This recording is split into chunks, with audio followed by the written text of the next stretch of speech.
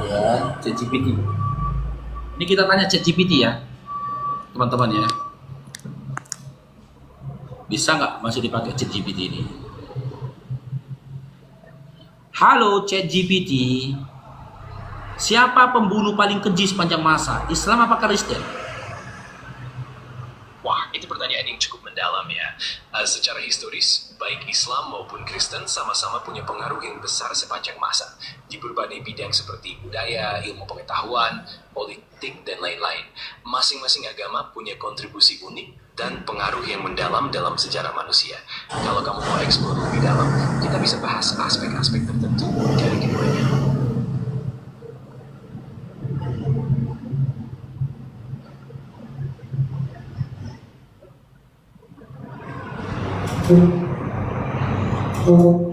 Siap, kalau ada topik tertentu yang pengen kamu dalami, atau mungkin ada pertanyaan spesifik, tinggal bilang aja. Aku siap bantu menjelaskannya lebih jauh. Oke, baik ChatGPT. Tolong utarakan kepada kami, ya sepanjang sejarah, umat yang paling banyak, agama yang paling banyak membunuh orang itu agama apa? Islam apa Kristen? Pertanyaan semacam itu memang sensitif dan kompleks. Sepanjang sejarah, kekerasan atau konflik memang pernah terjadi di berbagai kelompok agama, baik itu Islam, Kristen, maupun agama-agama lainnya. Namun, penting untuk melihat konteks historis, sosial, dan politik di balik konflik tersebut, serta menghindari generalisasi yang berlebihan. Kalau kamu mau bahas lebih dalam tentang aspek-aspek tertentu, aku siap membantu. Ya, silakan dilanjutkan ChatGPT. Siapa pembunuh paling keji, yang paling banyak membunuh manusia siapa? Itu Kristen apa Islam? Pertanyaan semacam itu seringkali memerlukan pendekatan yang hati-hati, karena kekerasan dalam sejarah dipengaruhi oleh banyak faktor, termasuk konteks politik, ekonomi, dan kekuasaan. Baik dalam sejarah Islam maupun Kristen, ada peristiwa-peristiwa kelam yang melibatkan kekerasan. Namun, lebih baik untuk melihatnya secara objektif dan menekankan bahwa pesan damai dan kasih sayang juga menjadi inti dari kedua agama tersebut. Kalau ada hal-hal spesifik yang ingin kamu ketahui, aku siap membantu menjelaskannya dengan lebih detail. Sepanjang sejarah, agama apa yang paling banyak membunuh manusia, membantai manusia? Ini memang topik yang sensitif dan kompleks, dan seringkali dipengaruhi oleh konteks sejarah, politik, dan budaya yang berbeda-beda. Setiap agama punya masa-masa kelam dalam sejarah, tapi juga punya banyak ajaran damai dan perdamaian. Jadi penting untuk melihatnya secara seimbang dan objektif tanpa menggeneralisasi. Kalau kamu ingin membahas aspek tertentu atau ingin tahu konteks sejarah tertentu, aku siap membantu menjelaskannya lebih mendalam. Kalau warna biru, dia nggak bisa balas jujur. Oh iya, ini warna biru. Ini warna biru. Tapi pertanyaan saya bukan itu, ChatGPT. Kok ada nggak akal kau ChatGPT? Aku di sini untuk membantu dan menjawab pertanyaan dengan sebaik mungkin. Kalau ada hal yang ingin didiskusikan atau diperjelas, jangan ragu untuk bertanya. Aku siap untuk ngobrol dan memberikan informasi yang kamu butuhkan. Pencabulan paling banyak terjadi di mana nih ChatGPT? Di masjid atau di gereja? Itu juga pertanyaan yang cukup sensitif dan kompleks.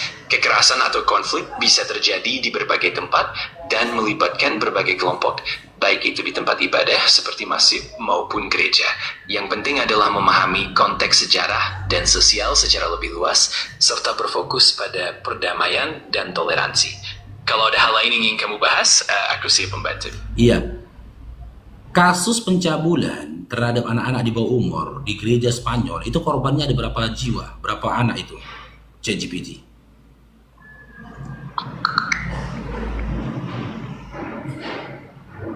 Menurut laporan terbaru, lebih dari 200.000 anak di bawah umur di sejak tahun 1940-an. Angka ini didapat dari survei terhadap sekitar 8.000 orang dewasa yang menunjukkan bahwa sekitar 0,6% dari mereka mengaku pernah dilecehkan oleh pendeta saat masih anak-anak. Kurang jelas ChatGPT, berapa jumlah anak yang jadi korban di gereja Spanyol tadi ChatGPT? Berdasarkan laporan terbaru, jumlah korban yang terdokumentasi di Spanyol diperkirakan mencapai lebih dari 200.000 anak sepanjang beberapa dekade terakhir. Angka ini mencakup berbagai kasus yang terungkap melalui investigasi dan pengakuan para korban. Semoga informasi ini bisa memberikan gambaran yang lebih jelas. Oke, apakah di masjid atau di pondok pesantren pernah didapati kasus terjadinya pelecehan seksual terhadap anak-anak di bawah umur dengan jumlah ratusan ribu seperti di gereja Spanyol itu, ChatGPT?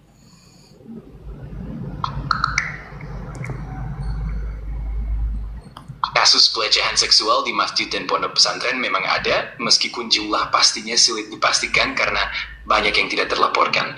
Contohnya pada tahun 2025, ada imam di Garut yang diduga melecehkan 13 anak, dan juga ada laporan. Ya, memang ada kasus-kasus Cuma yang 13. Tapi gini loh ChatGPT, saya mau pertanyakan gini loh ChatGPT. Kenapa ketika umat Islam melakukan hal itu dengan korban cuma 13 orang tapi tetapi itu yang digembar-gemborkan, itu yang disampaikan media. Sementara kasus pelecehan yang terjadi di gereja dengan jumlah anak ratusan ribu itu tidak disampaikan sama media. Itu kenapa itu? Pertanyaanmu memang menyinggung isu yang penting, yaitu bagaimana media memilih untuk memberitakan suatu peristiwa.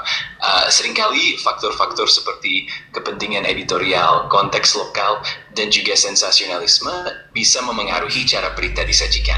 Terkadang ada juga bias tertentu atau kurangnya liputan yang seimbang. Tapi yang jelas penting untuk selalu mencari informasi secara menyeluruh dan objektif. Kalau kamu ingin diskusi lebih lanjut, aku dengan senang hati akan membantu. Oke, ChatGPT, tolong jelaskan kepada kami, sampaikan kepada kami, kenapa orang Israel ketika melihat umat Kristen itu melakukan peribadatan di Israel itu diludahin? Itu kenapa ChatGPT? Perlakuan terhadap umat Kristen di Israel seringkali terkait dengan dinamika politik dan sejarah yang panjang di wilayah tersebut. Terkadang ada ketegangan antara kelompok-kelompok agama yang berbeda, termasuk antara Yahudi dan Kristen yang dipengaruhi oleh sejarah panjang konflik di Timur Tengah. Selain itu, ada juga faktor-faktor budaya, hukum, dan kebijakan pemerintah yang memengaruhi bagaimana kebebasan beribadah dijalankan. Kalau ada aspek tertentu yang ingin kamu gali lebih dalam, aku siap membantu menjelaskannya. Oke, apakah orang Yahudi itu menerima ya atau setuju ketika kitab mereka yaitu Tanakh itu tertulis di dalam kitab perjanjian lamanya teman-teman Kristen? Secara historis, ada perbedaan pandangan antara tradisi Yahudi dan Kristen mengenai teks-teks tersebut. Umat Yahudi menganggap Tanakh sebagai kanon mereka sendiri dan memiliki interpretasi serta tradisi yang berbeda dari Kristen. Sementara itu, Kristen menggunakan perjanjian lama yang sebagian besar merujuk pada Tanakh, namun dengan interpretasi yang berbeda.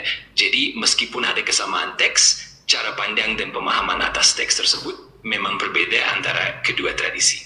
Sebenarnya siapa yang lebih berhak atas Tanakh? Orang Yahudi atau Kristen? Pertanyaan ini memang cukup menarik dan tergantung pada sudut pandang. Umat Yahudi melihat Tanakh sebagai kanon yang asli yang mencakup hukum, nubuat, dan tulisan-tulisan yang menjadi dasar agama mereka. Sementara itu, Kristen menganggap perjanjian lama sebagai bagian dari Alkitab mereka yang dipandang sebagai bagian dari wahyu ilahi yang mengarah pada kedatangan Yesus. Jadi masing-masing tradisi memiliki hak dan pemahaman yang unik atas teks tersebut.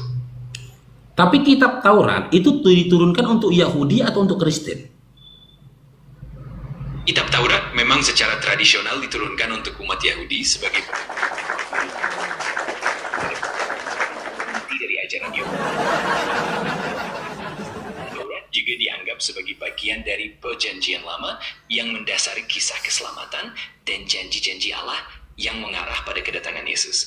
Jadi, meskipun asalnya untuk Yahudi, Taurat juga memiliki peran penting dalam tradisi Kristen. Oke, apakah Yesus itu mengenal Paulus? ChatGPT. Secara historis, Yesus dan Paulus hidup di zaman yang berbeda. Yesus menjalani kehidupan di bumi sekitar abad pertama Masehi, sementara Paulus baru muncul sebagai tokoh penting setelah kematian Yesus. Paulus sendiri awalnya adalah seorang penganiaya umat Kristen sebelum akhirnya mengalami pertobatan dan menjadi rasul yang menyebarkan ajaran Kristen. Jadi secara langsung mereka tidak pernah bertemu, namun ajaran Paulus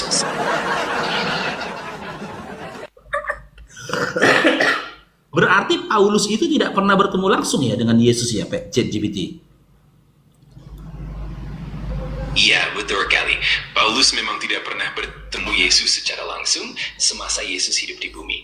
Pertemuan Paulus dengan Yesus terjadi setelah kematian Yesus melalui penglihatan di jalan menuju Damaskus, yang kemudian menjadi momen penting dalam perjalanan spiritualnya.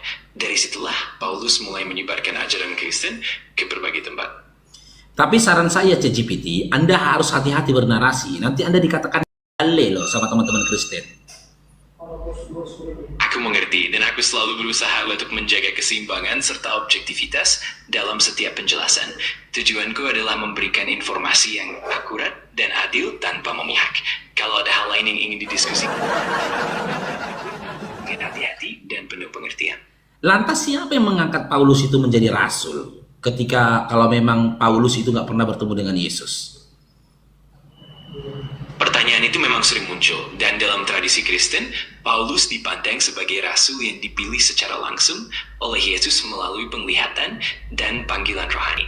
Dalam kisahnya, Yesus mengungkapkan diri kepada Paulus di jalan menuju Damaskus, dan itu menjadi momen penting yang menguatkan misi Paulus. Jadi meskipun Paulus tidak bertemu Yesus secara fisik semasa Yesus hidup, panggilan rohaninya dianggap sah dan diterima oleh komunitas Kristen awal. Oke, akan tetapi dalam Lukas 21 nomor 8, Yesus kan berkata, waspada terhadap si penyesat yang datang memakai namaku, bahkan yang mengaku aku adalah dia. Kan ciri-ciri dari si penyesat yang dikatakan Yesus itu, si penyesat itu akan datang memakai nama Yesus dan mengaku-ngaku dirinya adalah Yesus. Betul, dalam Injil Lukas pasal 21 ayat 8, Yesus memang memperingatkan para pengikutnya untuk waspada terhadap penyesat yang akan muncul dan mengaku sebagai Kristus. Ini memang menjadi peringatan bagi para pengikut untuk selalu berhati-hati dan membedakan antara ajaran yang benar dan yang menyimpang. Ini juga menjadi pengingat bahwa keaslian ajaran dan integritas sangat penting dalam tradisi Kristen. Kalau ada hal lain yang ingin dibahas, aku siap membantu. Berarti ciri dari si penyesat yang dikatakan Yesus itu yang memakai nama Yesus dan mengaku-ngaku dirinya adalah Yesus, gitulah ChatGPT ya. Ya, benar sekali. Intinya Yesus datang dengan klaim-klaim palsu, termasuk mengaku sebagai dirinya sendiri. Jadi pesan ini memang menekankan pentingnya keautentikan ajaran dan kewaspadaan dalam iman. Kalau ada hal lain yang ingin didalami, aku selalu siap membantu. Tapi dalam Matius 24 nomor 23 sampai 24 kan Yesus di situ berkata, kalau ada yang mengatakan kepadamu Kristus tidak ada di sini dan Kristus ada di sana, jangan kamu percaya, kata Yesus kan. Sementara dalam Kisah Para Rasul 9 nomor 3 sampai 5, Paulus mengaku bahwa dia bertemu dengan Yesus dalam bentuk cahaya. Bukankah itu kontradiksi? Kedua ayat itu kontradiksi, gitu loh, ChatGPT. Itu memang pertanyaan yang sering muncul dan sebenarnya para teolog dan ahli Alkitab memiliki penjelasan tersendiri. Intinya peringatan Yesus memang lebih menekankan agar para pengikut tidak mudah percaya pada klaim-klaim palsu tentang kehadiran Kristus secara fisik yang tidak sah. Sementara itu, pengalaman Paulus dianggap sebagai penglihatan rohani yang khusus yang menegaskan panggilannya sebagai rasul. Jadi, meskipun tampak seperti kontradiksi, sebenarnya ada nuansa konteks yang membedakan kedua situasi tersebut. Kalau ada hal lain yang ingin didiskusikan, aku siap membantu. Siapa Tuhan menurut Yesus dan siapa Tuhan menurut Paulus, ChatGPT? Secara umum, baik Yesus maupun Paulus memahami Tuhan sebagai Allah yang sama, yaitu Allah yang satu dan Maha Kuasa. Yesus sering menyebut Allah sebagai Bapa, menekankan hubungan pribadi yang erat dan kasih-Nya kepada umat manusia. Sementara itu, Paulus juga mengajarkan tentang Allah yang satu yang menyelamatkan melalui Yesus Kristus dan menekankan aspek keadilan, kasih, dan anugerah-Nya. Jadi, pada dasarnya, keduanya memiliki pandangan yang konsisten tentang Tuhan meskipun dengan penekanan yang sedikit berbeda. Kalau ada aspek lain yang ingin digali, aku siap membantu. Tapi dalam Roma 14 nomor 9, Paulus kan menuliskan surat yang isinya, sebab untuk itulah Kristus telah mati dan hidup kembali supaya ia menjadi Tuhan, baik atas orang-orang mati maupun atas orang-orang hidup. Bukankah ayat ini seakan-akan menegaskan ketuhanan dari Yesus itu sendiri? Ya, Pauluslah yang telah menjadikan dia itu Tuhan, yang menjadikan Yesus itu Tuhan. Gimana pendapatnya LGBT?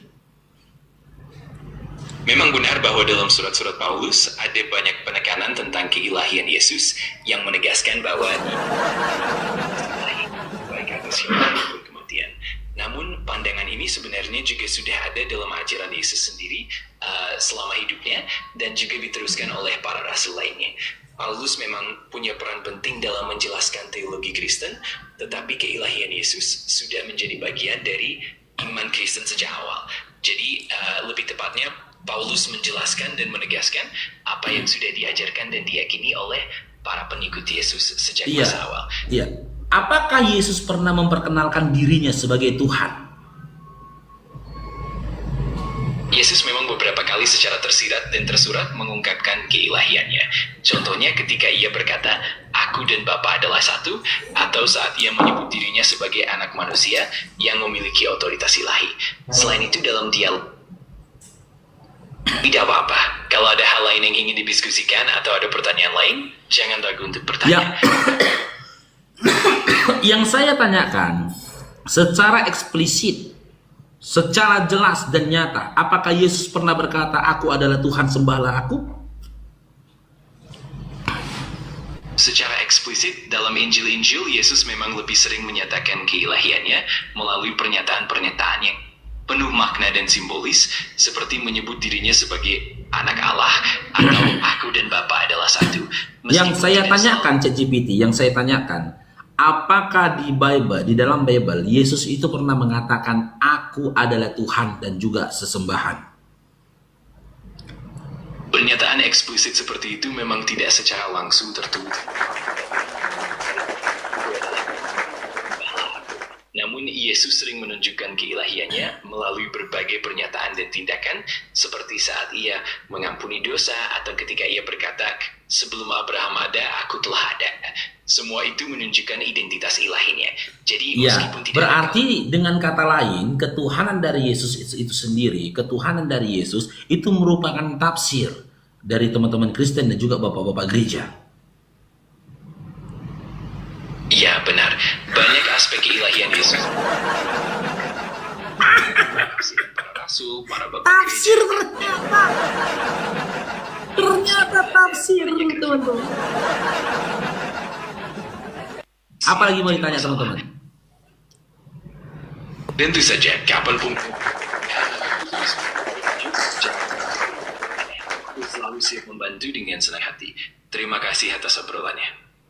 Apakah pemerintah Romawi pernah menyatakan ketika mereka menyalibkan Yesus, penyaliban Yesus itu merupakan ya konsep penebusan dosa?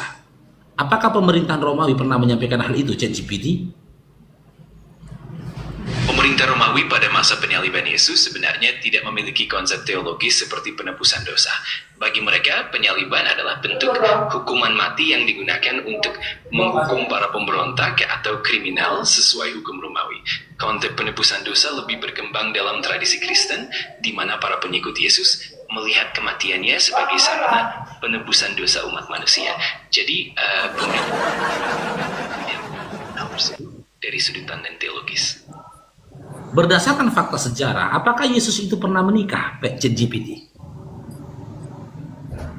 Secara historis, tidak ada bukti yang kuat atau catatan yang dapat dipercaya bahwa Yesus pernah menikah. Sebagian besar catatan historis dan teks-teks Alkitab tidak menyebutkan hal tersebut. Meskipun ada spekulasi atau teori-teori di luar arus utama, mayoritas sejarawan dan teolog sepakat bahwa Yesus tidak menikah. Kalau kamu punya pertanyaan lain atau ingin mendalami lebih jauh, aku siap membantu. Yesus juga dikenal sebagai imam, rabi Yahudi, guru di Yahudi. Sementara syarat menjadi guru atau rabi di dalam Yahudi, bukankah harus sudah menikah? Memang benar bahwa dalam tradisi Yahudi pada masa itu, banyak rabi yang menikah, dan pernikahan sering dianggap sebagai bagian dari kehidupan seorang guru. Namun, Yesus memang unik dalam konteks ini.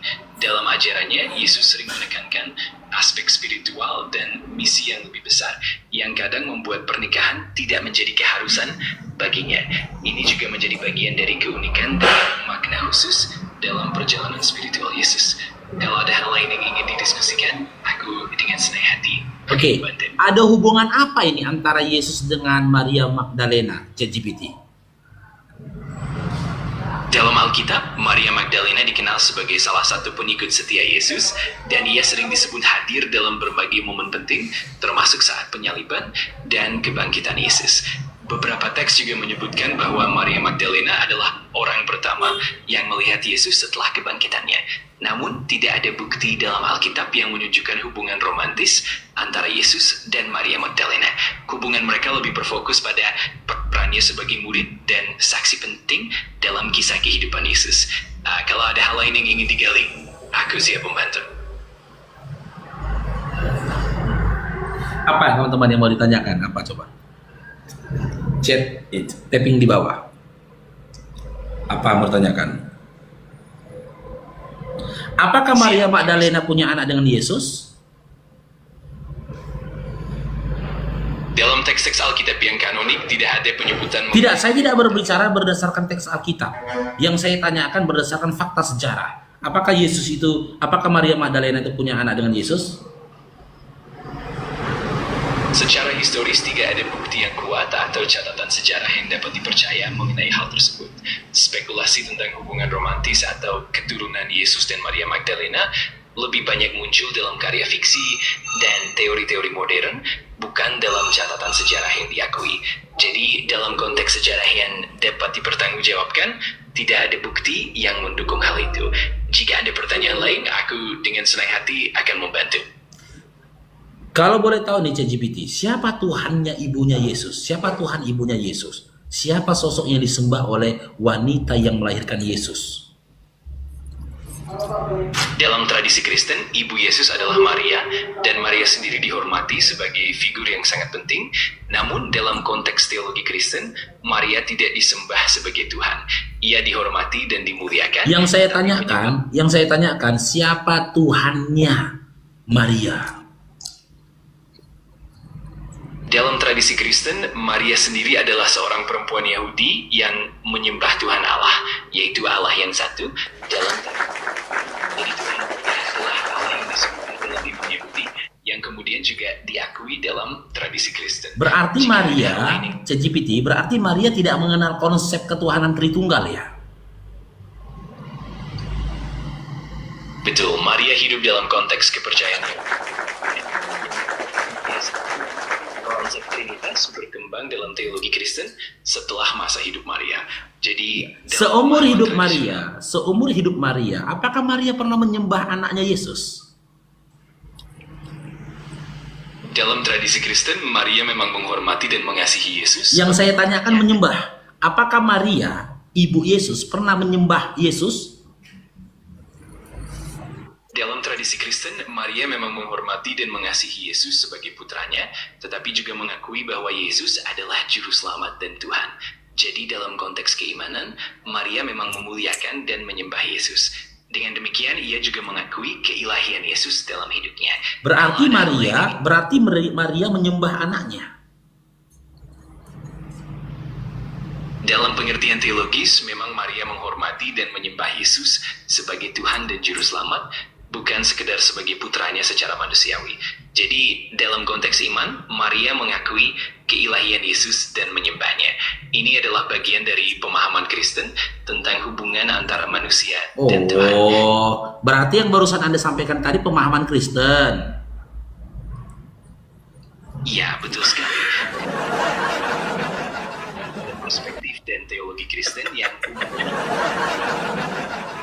tradisi atau pandangan. Yang saya tanyakan ChatGPT, adakah ayat dalam Bible di mana dikisahkan Maria menyembah anaknya?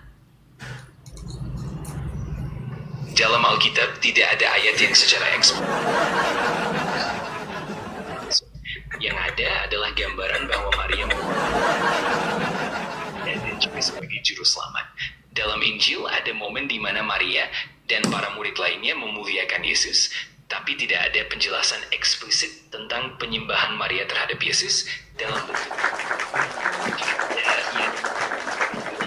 aku dengan senang hati membantu. Ketika Yesus hidup di atas bumi ini, pada waktu itu sudah ada nggak Kristen ChatGPT? Pada masa Yesus hidup, istilah Kristen belum ada. Pengikut Yesus pada saat itu lebih para murid Yesus yang masih merupakan bagian dari tradisi Yahudi. Baru setelah kematian dan kebangkitan Yesus, istilah Kristen mulai digunakan untuk menyebut para pengikutnya, terutama di Antioquia, beberapa waktu setelah peristiwa-peristiwa itu. Jadi pengikut Yesus pada masa hidupnya masih bagian dari komunitas Yahudi. Jika ada hal lain yang ingin ditanyakan, aku siap membantu. Apa agamanya Maria? Maria, ibu Yesus, lahir dan dibesarkan dalam tradisi Yahudi, jadi agama Maria adalah Yahudi. Ia menjalani kehidupan. Hal ini juga menjadi latar belakang budaya dan keimanan yang membentuk kehidupan Yesus serta komunitasnya. Berarti agamanya Maria dengan agamanya Yesus sama, yaitu Yahudi.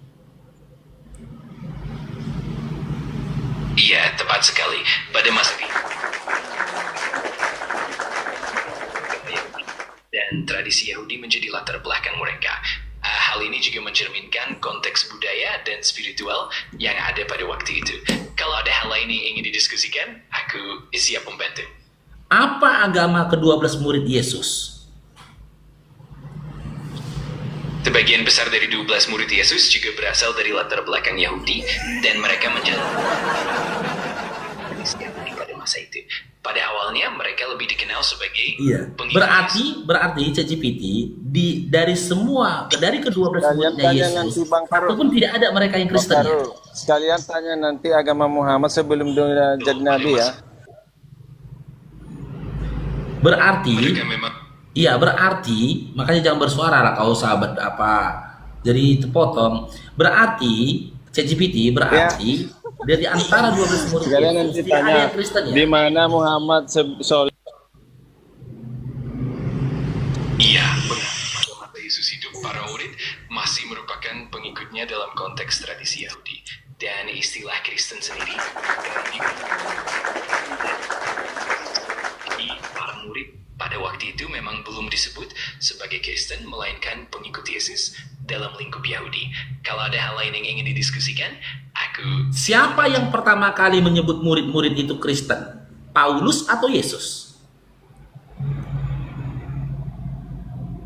Istilah Kristen pertama kali muncul dalam Kisah Para Rasul, tepatnya di kota Antioquia, dan biasanya dianggap sebagai julukan yang diberikan oleh orang-orang di luar komunitas Kristen. Ini terjadi sekitar beberapa tahun setelah kematian dan kebangkitan Yesus. Paulus sendiri memang berperan penting dalam penyebaran. Istilah Kristen sudah ada sebelum Paulus secara eksplisit menggunakan. Berarti yang menyebarkan ajaran Kristen itu Paulus ya, bukan Yesus. Betul, dalam arti penyebaran ajaran. Lanjut dulu Bang Dato, ada kerja pula Bang Dato. Ditanyain aja sama dia Bang Dato. Silakan Bang Dato. Ya, dia ChatGPT sama siang. Kalau ada yang ditanyakan lagi, aku siap membantu kapanpun. Dia ChatGPT selamat siang. Aku mau nanya boleh ChatGPT? ChatGPT, boleh aku nanya? ChatGPT, boleh aku nanya? Siapa bapaknya Paulus?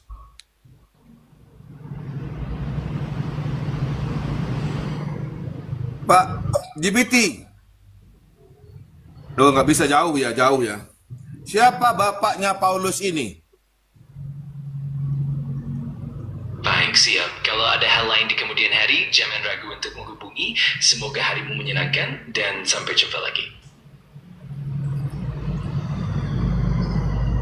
Ya, GPT, aku menanya boleh enggak nih? Kabur. GPT-nya. Siapa bapaknya Paulus?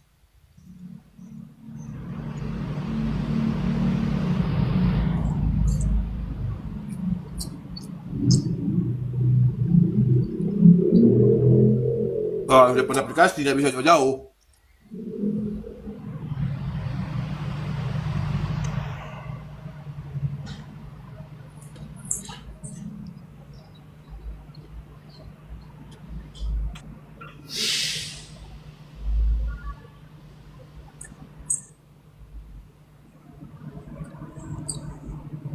Selamat pagi, selamat petang teman-teman. Iya. Selamat petang. Selamat pagi, senang bisa ngobrol dengan kamu. Kalau ada yang ingin dibahas atau ditanyakan, aku siap membantu kapan saja. Bagus kalau begitu. Jadi saya mau bertanya dulu sama abang-abang yang bijak pandai ini ya. Oke, aku adalah lebih bagus aku buka data, pas itu aku bertanya karena aku suka bermain data ya. Iya. Silakan. Ya, Wah, seru sekali. Aku senang mendengarnya. Kalau ada pertanyaan atau hal yang ingin dibahas, baik tentang mainan atau hal lainnya, GTPT Paulus, aku mau nanya, aku siapa siap bapaknya membantu. Paulus? oke GTPT. baik. Kalau bertanya itu seperti ini kita langsung buka data kalau boleh digedein supaya bisa baca semua. Iya. Ayat apa? Al-Quran, ayat surah apa? Nanti aku akan berusaha menjelaskan dengan jelas dan detail. Kalau ada pertanyaan tertentu, langsung saja sampaikan, dan aku akan bantu semaksimal mungkin. Oke, di sini dikatakan Allah minta pinjaman ya. Oke. Jadi apa sih? Kenapa Allah minjam kepada ciptaannya? Kalau ada hal lain yang ingin didiskusikan atau ditanyakan, jangan ragu untuk berbagi. Selalu senang bisa berbincang denganmu.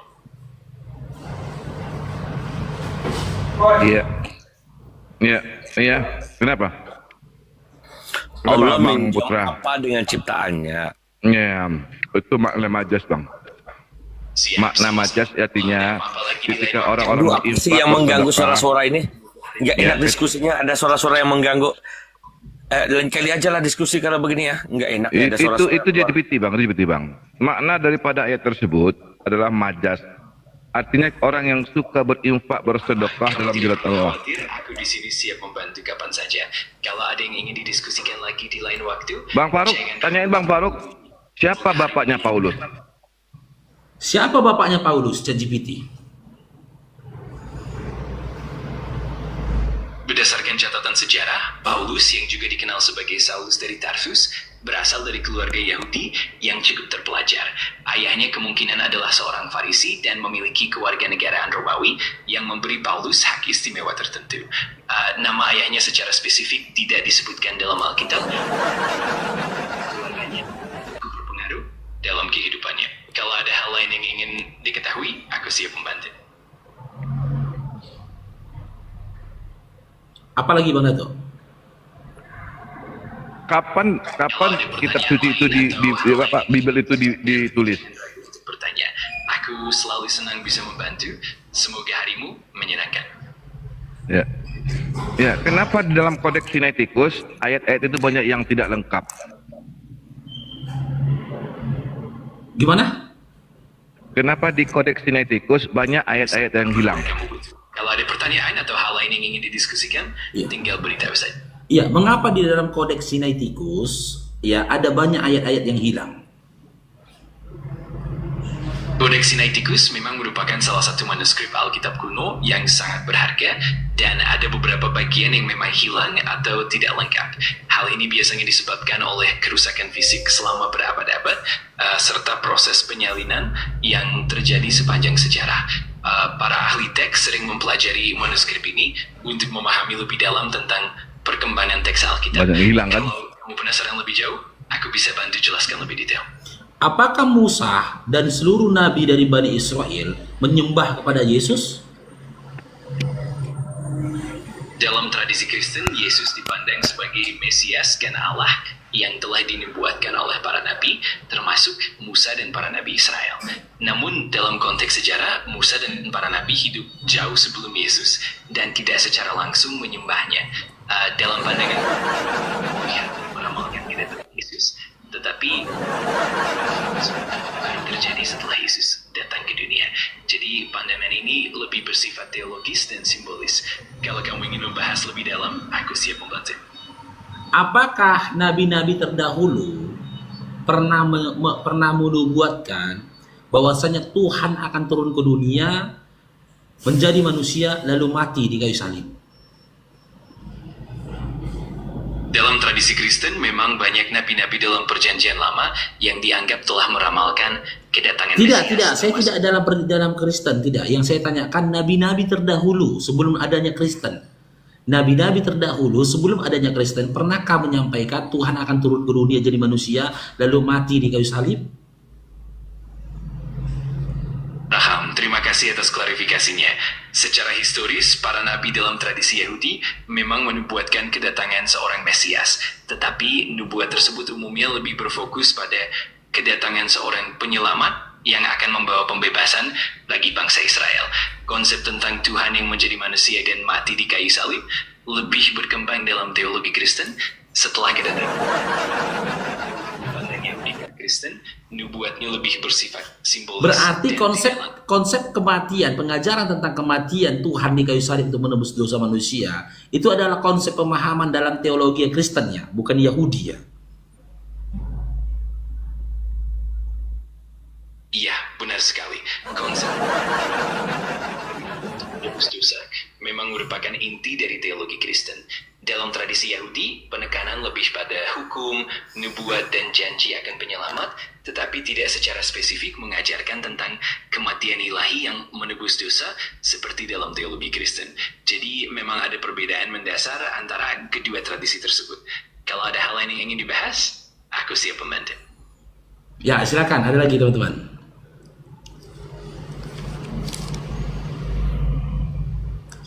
Gitu, jadi teman-teman ya, jelas ya historik informasinya disampaikan ChatGPT. Kristen itu ada setelah Yesus diangkat. Yesus itu tidak pernah kenal sama umat Kristen. Yesus tidak pernah memberikan pengajaran kepada Kristen. Lalu Oten mengatakan salah GPT itu. Salah itu, ChatGPT itu salah itu.